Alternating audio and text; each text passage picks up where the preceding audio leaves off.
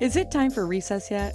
I'm so glad you found time to join us here on the Childcare Director's Chair, where Erica Saccoccio shares her best practices that she's refined through her passion of directing childcare centers over the last 23 years. From parenting interaction, systems to save you time, money, and stress, to profitability. She shares it all from the Childcare Director's Chair.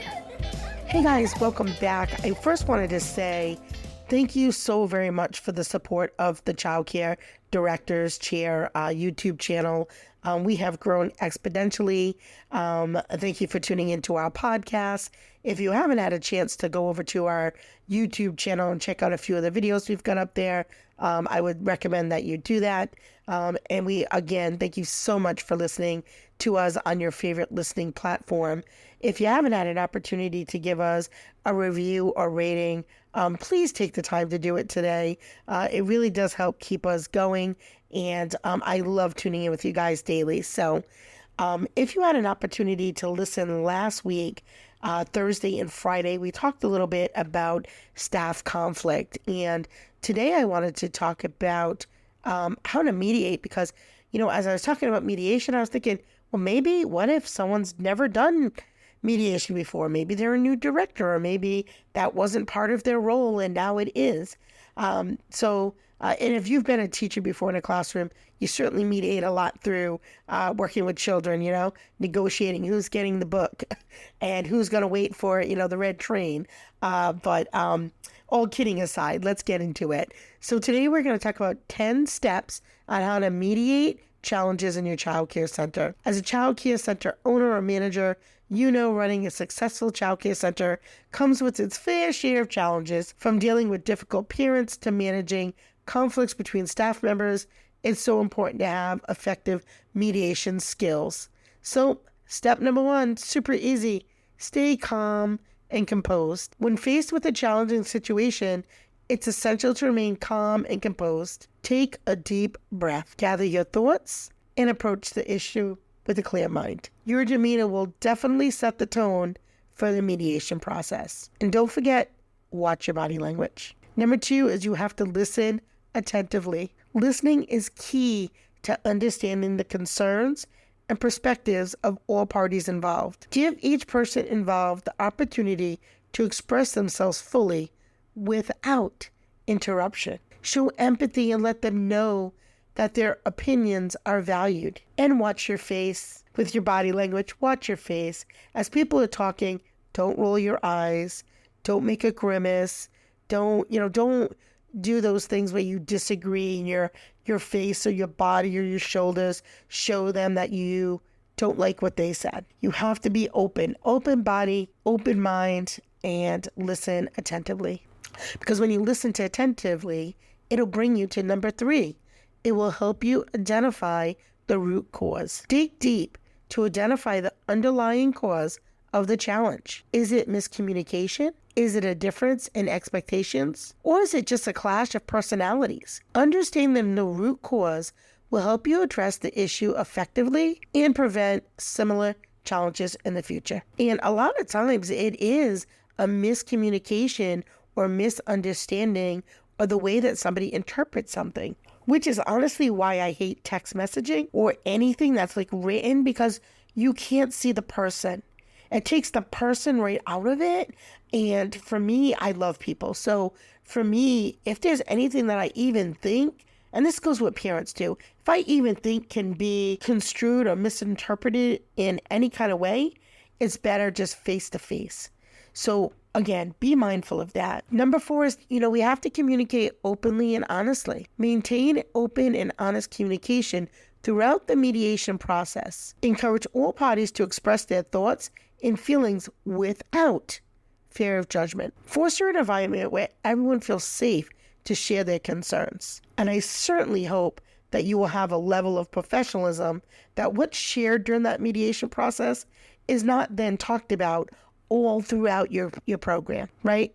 So when that happens, you build an environment where trust is no longer there. And once that happens, it is so hard to build that back up. And if it happens very frequently, unfortunately, you're never going to gain that trust or respect that you want and that you need to have as a director or an owner or an ed coordinator, right? So you have to make sure that you are trying to be as fair and honest as possible. Number 5, which is sometimes a little harder, is to find that common ground. Look for areas where you agree. And typically that area will involve the children, right? Because most of us that work in this field are really here for the children, right? It's not for the pay. It's not for the prestige. It really is because we want to make a difference. And we really, truly love our students. And how can we not? We're with them 8, 9, 10 hours a day. And they're so wonderful. And we have such a bond with them. So that is kind of where we can usually find some common ground. When you find that common ground between the parties involved, emphasize the shared goals and the values. And that can help create that sense of unity. Finding common ground can help you bridge that gap to facilitate resolution. And I've used that many, many times, right? We're all here for the kids. What can we focus on that we're doing right, that is working right, that can get us over this hump? And that usually works. And, work together and brainstorm. So number 6, I will say, is brainstorm solutions during that mediation process. Encourage all parties to brainstorm potential solutions to the challenge at hand. And no idea is a bad one. Put them all up on a piece of paper and then whittle through what is doable and what might need to be tabled until it is a little closer to being doable. Create an inclusive environment where everyone's ideas are heard and considered. And collaborate. Explore different approaches and effectively evaluate their feasibility. So brainstorming really does help. So an example I can think of, here's an example that just happened today. I have a teacher who is a little tired, has a lot of new things in her life, and she typically works till closing. So one of the brainstorm solutions was maybe we could do a little bit of an alternating schedule to give her a day or two to not work till 5:30, but to get out at 4, to allow her a little bit more time in the evening to either refresh for self-care or to be able to do some things that she wouldn't necessarily be able to do after 5:30. And I can relate, and most directors, you can relate because many of us work, open to close. Not that we should, not that I'm advocating for that, but unfortunately, for most of us, it's pretty close to reality. So I think that, again, if we know that a lot of challenges happen under times of stress or times of miscommunication or times of lack of communication, brainstorming and trying to figure out where those gaps are is beneficial. And then number 7 is evaluate the consequences. Assess the potential consequences of each proposed solution. Consider the short-term and the long-term impact on all parties involved, as well as the overall well-being of the childcare center, and strive for a solution that benefits everyone. And again, these are people. So, it's easy to say, well, we could just, let's get rid of this one and let's get rid of that one because they don't quite fit the mold, right? But you want to ask yourself, what is the overall consequence, both short-term and long-term? What impact does it have in their classroom? What impact does it have on the families or your business, right?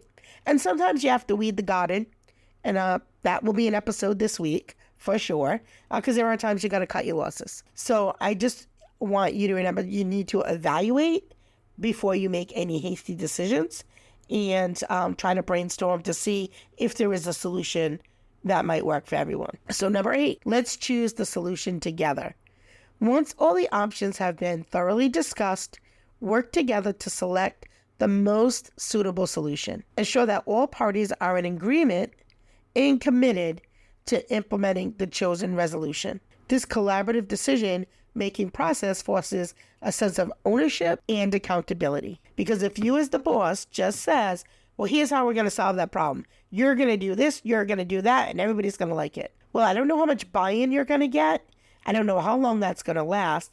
And if anything, that might really make a small conflict even get bigger, right? So work through it together. Talk to each person individually.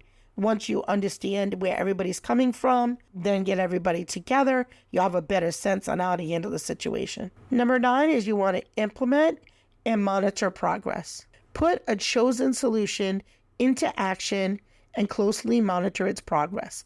And I would say write it down. Regularly check in with all parties involved to ensure that the agreed upon solution is being followed and assess its effectiveness. And then you might need to make adjustments if necessary, but only if necessary and only if you've given it due time to work. But yeah, implement and monitor. And then number 10, as always, provide support and follow up. Offer ongoing support to all parties involved in the mediation process. Address any concerns or challenges that may arise during the implementation phase. Follow up and regularly gauge satisfaction and make sure that any necessary modifications are made. And talk to everyone too. So if the conflict is between two classrooms or two leads, talk to their TAs too. See how things are going for them, right? Or the counterparts that have to interact with these other classrooms, right? Because sometimes when you make an adjustment for one classroom, it then throws something off in another classroom. So make sure that, again, the center as a whole is also taken into consideration. So let's just recap. Step number 1, stay calm and composed. Step number 2, listen attentively. Step number 3, identify the root cause. Step number 4, communicate openly and honestly. Step number 5 is find that common ground. Step number 6, brainstorm solutions. Step number 7, evaluate the consequences. Number 8 is choose a solution together. Number 9 is implement and monitor the progress. And number 10, my favorite, provide support and follow up. So I hope that gives you an idea of what it means to be a mediator and some steps on how to do that. And the more that you do it, the better you'll become. Like anything else, it takes practice. So that's it for today's Childcare Director's Chair. Thank you so much for tuning in, and I hope you have a great day. Well, all the cute little kiddos have been picked up and it's time to go home. And that'll do it for another episode of the Childcare Director's Chair. Please leave a review so Erica knows the information is helping you to manage and improve your childcare centers. Remember to subscribe to get the latest episode from Erica's Childcare Director's Chair.